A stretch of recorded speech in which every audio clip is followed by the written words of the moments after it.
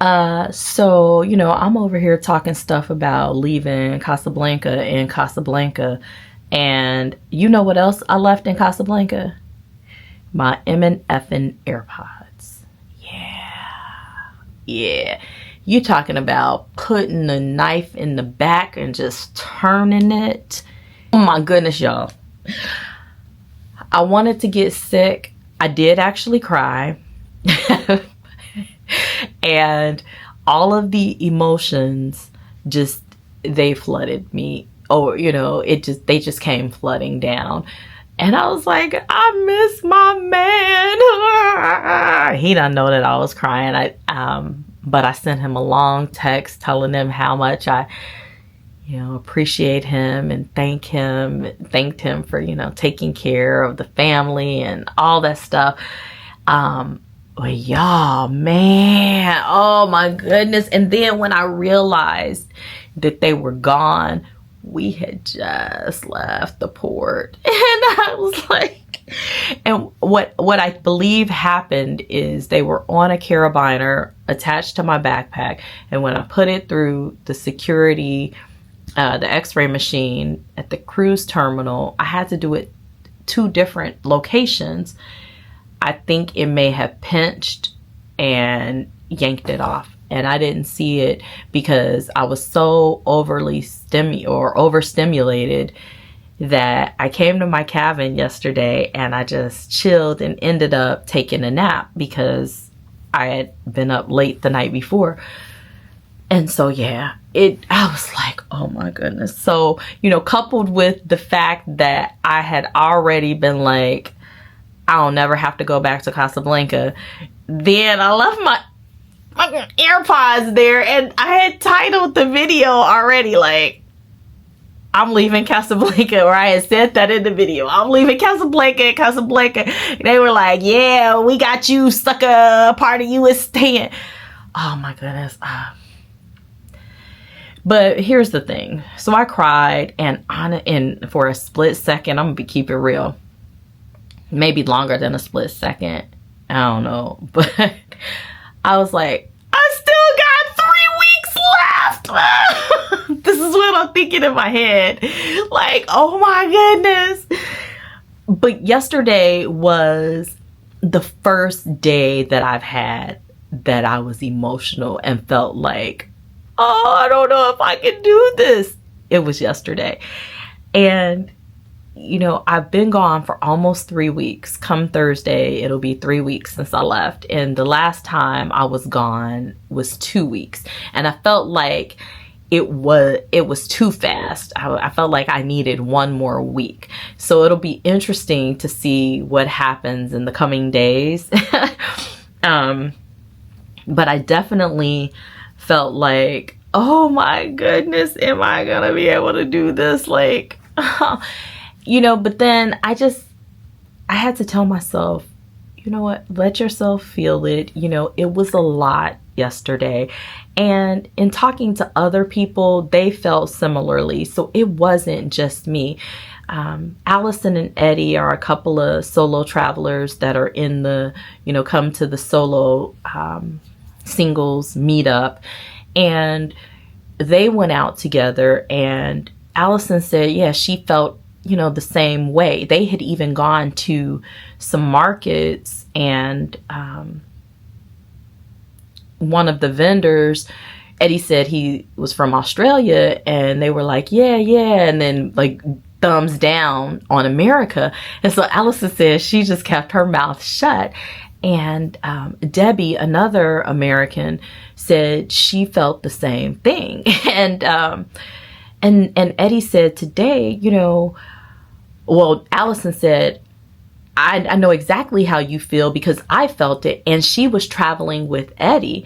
And Eddie said, yeah, and a lot of the women, worry, women solo travelers worry about, going out and moving in transportation and stuff because of things like yesterday. And so I think that, I was just overcome with that,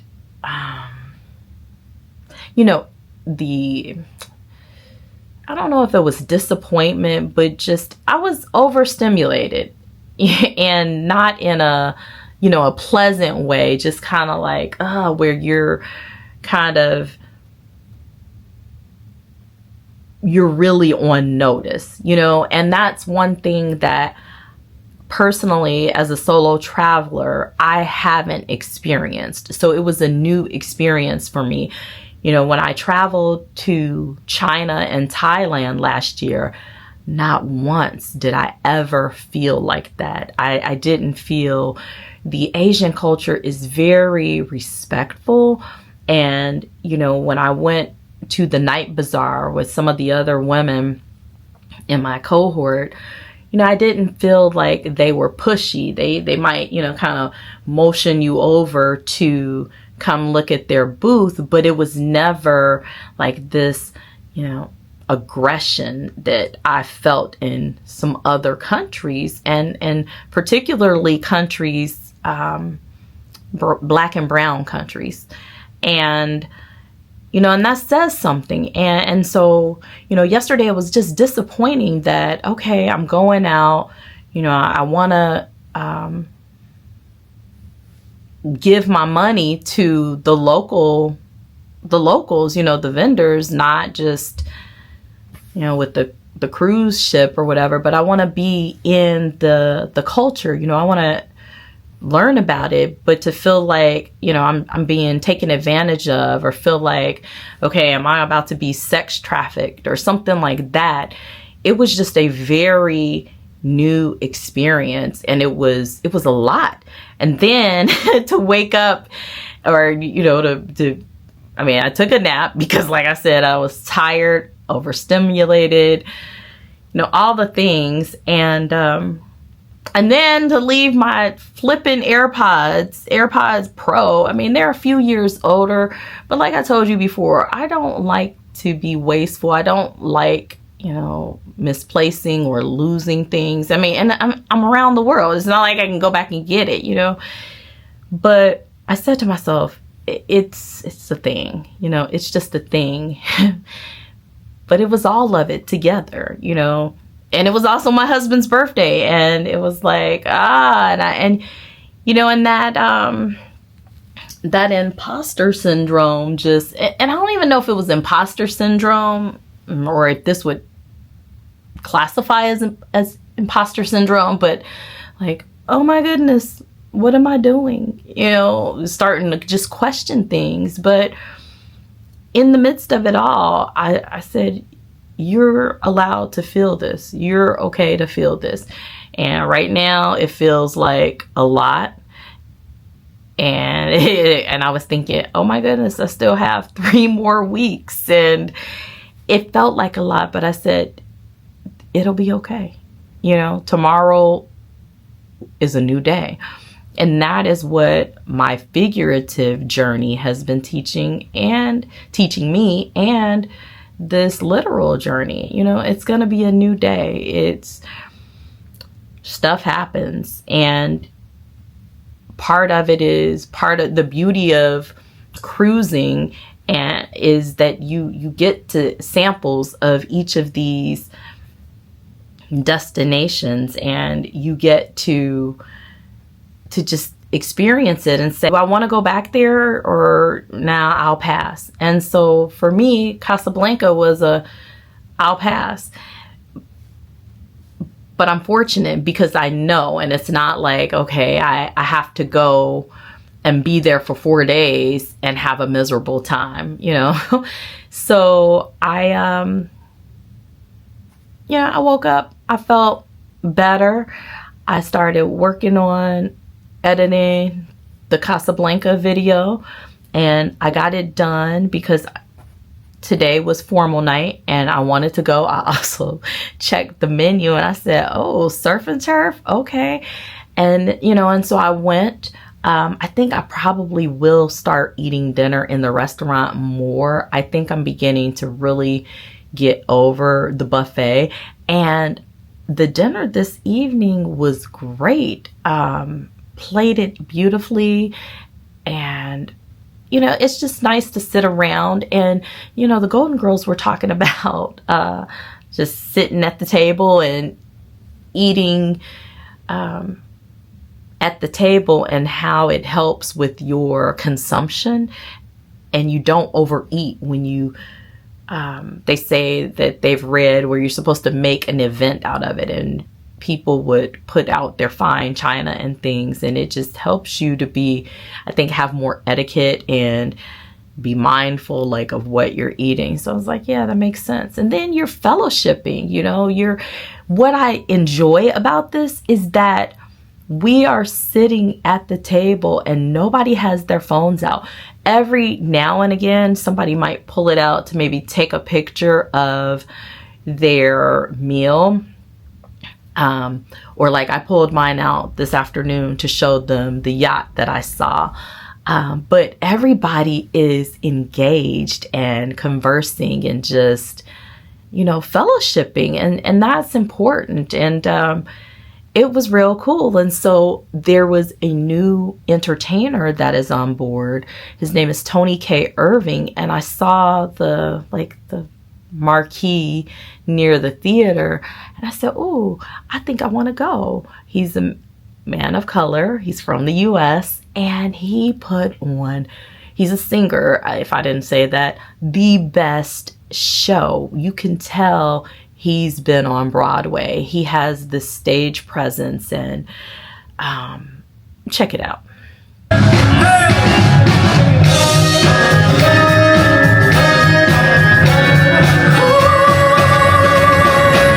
Amazing show. And after that, Lloyd came on. Lloyd is the cruise director, and said that there was a show in Club Fusion, the Candlelight concert, and it's the Alex String Duo, and it's a couple of gentlemen from the Ukraine, a violinist, and they play a set to Candlelight. And it was a nice evening. And in Club Fusion, there's a dance floor, so a few couples got up and they were doing ballroom dancing, and I was like, look at this.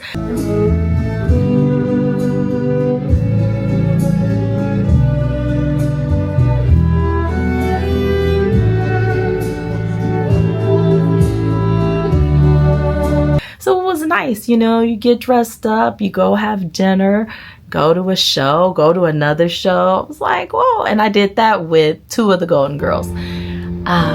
Then on the way back, I was coming and I passed the library, and who do I see? Allyson and Eddie. You guys okay? Looky, fancy seeing you in here. Fancy that. So guys, talk about your ship drama. Oh, I got tea. Who am I talking to? Who is this? I'm Allyson. And I'm Eddie. Ooh. Y'all remember the series The Love Boat? The love. Did you? Okay, so let me tell you, I just came from Club Fusion. Okay. And they had the violinist. Mm-hmm. You guys have to go. Oh. Because they played their violins and the couples were up ballroom dancing.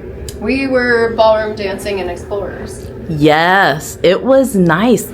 It's the Candlelight violinist. Ooh, you didn't have that in Explorers. Because it's our first date. So they're on their first date. They met 17 days ago. Yeah. Yeah, when they got on the ship. Yep. Oh, and now you're in here doing puzzles. Yeah, we put quite a few pieces together. You started this one? No. Oh, so people just come in and add on to it? You got more pictures We in? did see the sunset. Oh. It's not the best photo, but that's okay. Okay. You just got through telling me I was fixated into the puzzle and not listening to what you said. Oh no, are you having your first argument? A lover's quarrel? No, but I was like, he said, are you done puzzling, or do you want to go? And I was like, well, you're fixated. And he's like, how? I was like, I've been talking to you and you're not responding. It's only, what, 2 days? Well, okay, so let's see. The point is he's having so much fun. He's just on the puzzle. on the puzzle. Let me put my piece to that. Smarty Pants here looked at the puzzle. 5 minutes later, she had 5, 6, 7 pieces in it, and I hadn't found one. I said, I'm not leaving until I find one. That's true. Oh, well, see? He did not, was not appreciative that I came and was just like, Well, I mean, but from what you guys said earlier, the whole competition with We're photos, very and so that, yeah, this is gonna be, yeah, I gotta be. I'm still 5 shy. Exactly. Get at it, Eddie. Have a good night, guys. So, I have been out all evening, and it has been a great one, you know, so I was so tickled. But I figured yesterday I had the confirmation, or at least what I thought was confirmation, that they might have been sparking something because she called him babe and he kissed her on the forehead. I was like, ah! But I think that's so cute and sweet that, you know, and here's what's funny. The very first time I met them, Allyson is also a travel agent. Another solo person took me straight out to Allyson because like, she's also a travel agent. You need to connect and da-da-da-da. So Allyson and Eddie were sitting there. I think they had just met because I think we had been on the ship maybe a couple of days. I don't know. It wasn't very long. And so I didn't know. So I was like, oh, okay. Are you guys, I think I asked something like together or something. It was some question like that. I can't remember, but they were like, oh no, we're just sitting here or something. That was my day, and now here I am, and per usual, I don't have a plan for tomorrow. I'm gonna have to get up and make haste because we port at 9 o'clock, probably be able to get off at like 9:30, but our all aboard time is 4:30. I'm going to be in Spain. They have a siesta, and so they shut down for a few hours during the day from like 1 to 4:30. So if homegirl wants to do anything, she's got to be up and at 'em. So on that note, I'm going to let y'all go, but I appreciate you for watching my videos and engaging and, you know, and encouraging me. You know, I do appreciate that. So I will talk to you guys tomorrow. Thanks for watching. Have a good day.